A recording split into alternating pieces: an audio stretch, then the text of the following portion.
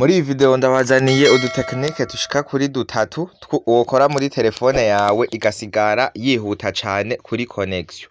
Murumva yuko ari akantu k'ubwenge cane, mugumane nanje gushika inyuma ya video kugira mubone ako gatrike k'ubwenge nabateguriye. Cane agatrike ka gatatu niko gatrike kaza kuba gakaze gusumba utundi, okay? Nutu ngomba ndabatemo turakaza ariko akanyuma koko kaza kuba gatwika, okay? Mugumane rero nanje gushika inyuma ya video kugira mubone utwo dutekinike dutatu mushobora gukora muri telefone zanyu kugira isigare yihuta kuri connection, okay? Ukaba utarakora rero kuri subscribe ngomba ndakubwire yuko uri kurahomba cane. Raba ukore kuri subscribe canke s'abone uje ufyonda no ngaho ku gakengeri uje ufyonda kuri tute kugira ibi vyigwa nza ndabaha ntibizoze birabacika, okay? Nimubanze mumfashe rero mubikore tubandanye na trike y'uno musi, okay? Nizere yuko mwafashije rero mwabihejeje. Ikintu ca mbere rero turabanza twinjire muri YouTube. Ku bantu musanzwe mukoresha YouTube cane, YouTube iri muri application zituma amamega yacu agenda buke tugiye nko mu yandi ma application. Urinjira muri YouTube yawe,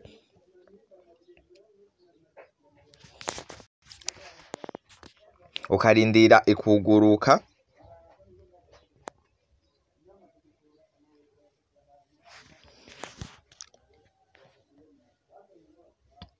Okay, yugurutse uca ufyonda ino musi kuri aka kantu kanditseko ngo vu.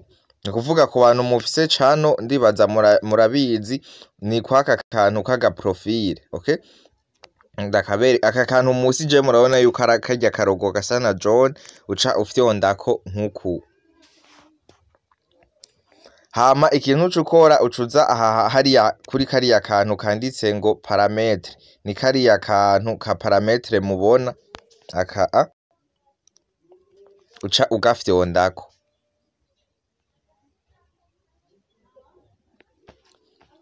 Uca ugafyondako murabona yuko ushikira ahantu hari parametre. Aha rero ucuza ukemeza aha hantu handitse ngo economie des données. Aha economie des données ni kuvuga kugera amadone ya internet yiwawe. Ahantu rero wowe icukora ucuza wemeze kuri aka kantu ngaha kuri mode economie des données aka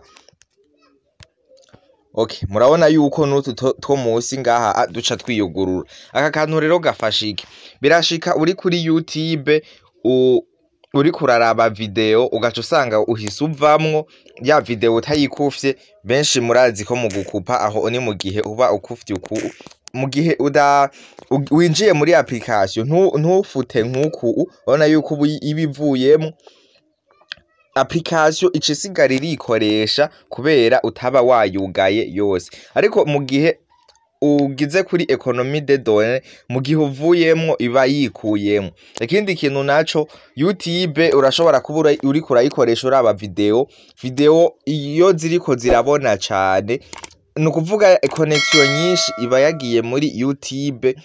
Ugiye mu yandi ma application usanga biriko bigenda buke ariko ugiye muri YouTube kubera ya karite nini ifise ugasanga amadone ariko ugasanga ama connection yose yahereye muri YouTube mu yandi ma application bigenda buke canke ugasanga hariho ama video ariko ari telecharge nivyo vyibi ngaha mubona bica vyiyugurura biba biriko biri economiza utu tuntu twose. Mugasanga hariho ama video ariko ari telecharge ku marezo yiwawe, ariko utu twuguruye ubona nko ngaha akuri telecharge via wifi. Nukuvuga ukuguruye bizoza biri telecharge ari uko ugiye kuri wifi, okay?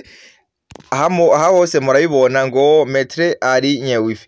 Nukuvuga hari gihe winjira muri YouTube ugasanga ama video ahita yiyugurura wewe nturinda no kuzugurura uko uhejeje yindi hitamwe yindi zihita ziyugurura.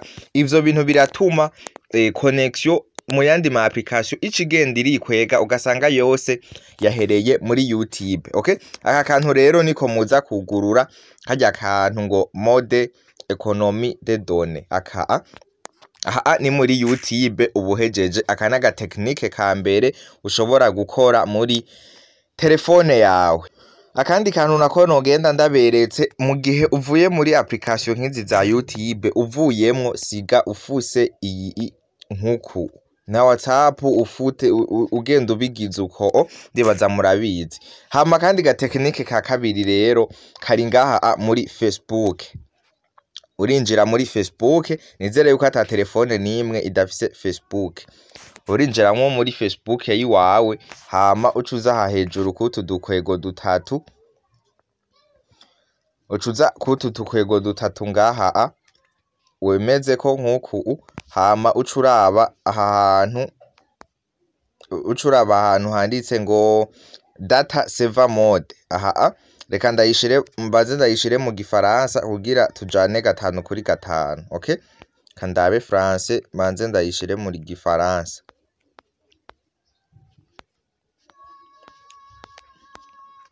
Okay, turabe France mwihangane gatoyi turabe.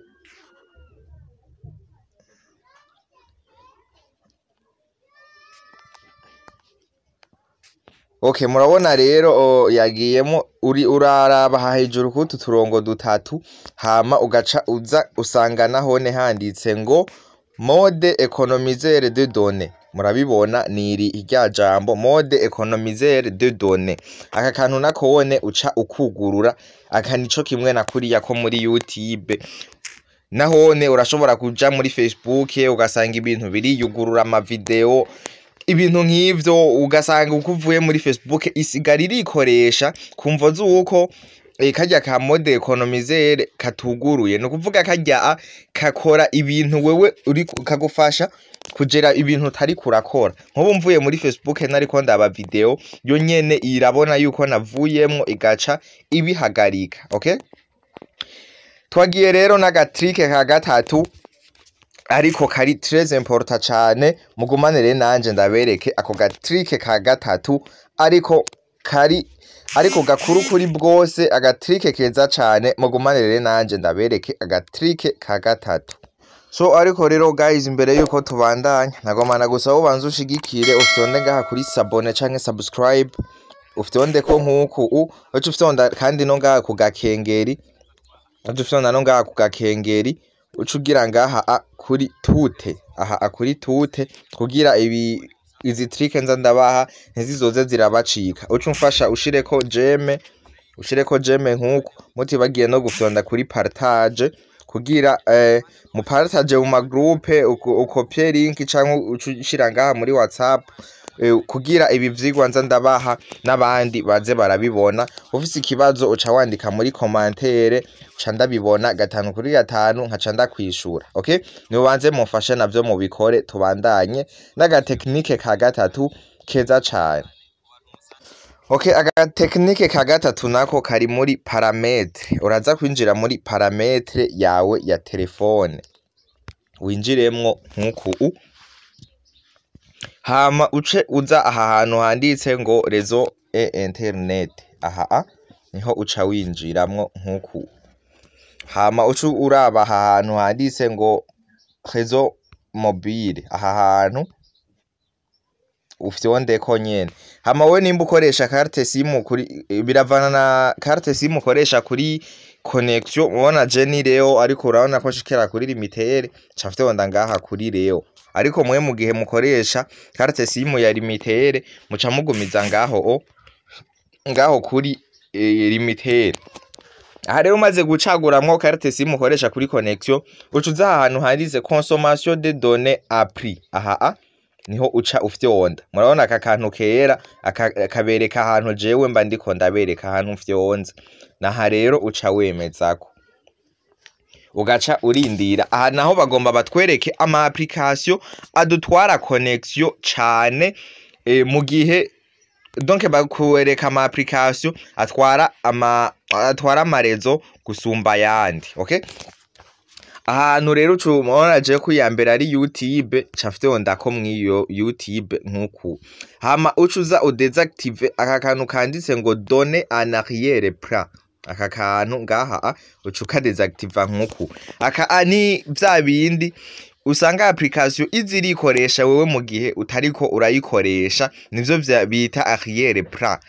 Aha rero ucuzura desactiva ku ma application usanga atari karakora cyane, nk'izi za right udesactiva arrière plan nkuku. Ariko ikindi kintu naco kiri danje, ibi bintu ntimubigire kuri WhatsApp, ntimubigire kuri application ya WhatsApp, kuko WhatsApp irakeneye connection naho ubutari kurayikoresha kugira abakurondeye ni ugurura connection message zice zishika. Ubigira kwizi za Facebook izi uzura bigira ukunyene, twe murabibona nk'izi za Play Store, Chrome, Inshuti, Exenda, murabibona nk'izi za Inshuti ndabigira ko Exenda. WhatsApp business ntirimwo, ukabigira kuri Vidmate, haya ama application yo ku bettinga za Wisaka 28, Bubet.